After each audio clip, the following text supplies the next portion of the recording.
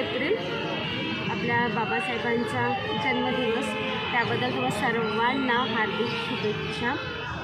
आणि मला असं वाटते की सर्वजण नक्कीच बाबासाहेबांची जयंती मनाने साजरी करतील। आता तुम्ही म्हणाल मनाने का असं म्हटलं, तर म्हणण्याचा अर्थ असं की दिखावा नका करू, आम्ही साजरी करतो त्यांची मनातून जयंती साजरी करा, ते फार छान।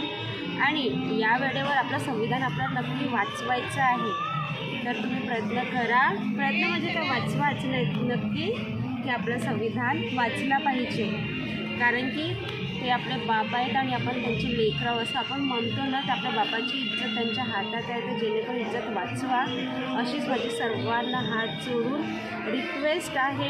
आणि सर्वांना पुन्हा एकदा 14 एप्रिलच्या शुभेच्छा आणि जयंती।